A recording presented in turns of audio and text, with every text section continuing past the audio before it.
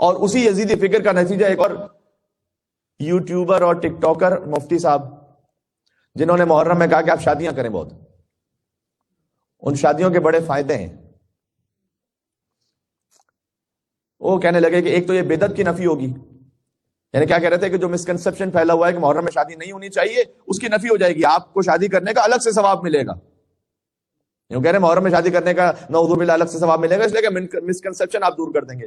اچھا دوسرا فائدہ یہ ہے کہ محرم میں ان کے بقول میں کوٹ اینڈ کوٹ شادی ہال بڑے سستے ہوتے ہیں، تو سستے میں شادی ہو جائے گی. یہ کوئی بات ہے کہنے والی؟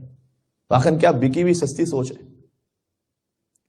تو میں مولوی صاحب سے کہنا چاہوں گا کہ میں کوئی بد دعا نہیں دے رہا، فقط آرگومنٹ کا جواب دے رہا ہوں کہ آپ پھر اپنے والد صاحب کی وفات پر ان کے جنازے پر پہلے نکاح کا اہتمام رکھیں، اپنا نکاح رکھیں یا اپنے بچے کا نکاح رکھیں.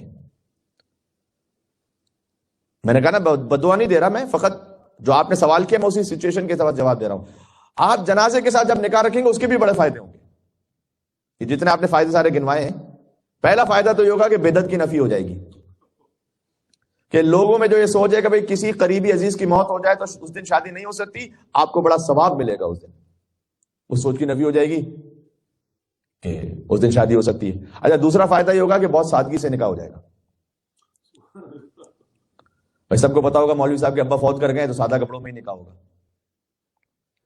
جب آپ محرم میں شادی کے فوائد گنواتے ہیں تو ہم آپ کو ابا جی کے جنازے پہ فائدے گنوا دیتے ہیں.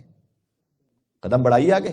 اچھا ایک اور بہت بڑا فائدہ ہوگا، جہاں جنازے کا اہتمام ہوگا نا وہیں پر نکاح کا بھی اہتمام ہو جائے گا، ہال کا کرایہ بھی بچ جائے گا.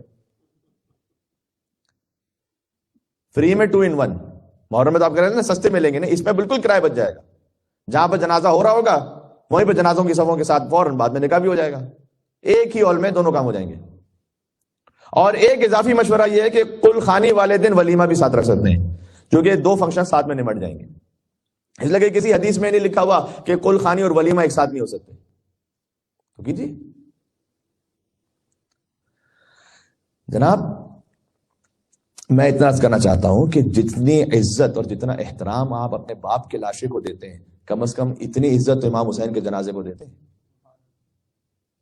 اتنا احترام تو دیتے ہیں غم امام حسین کو.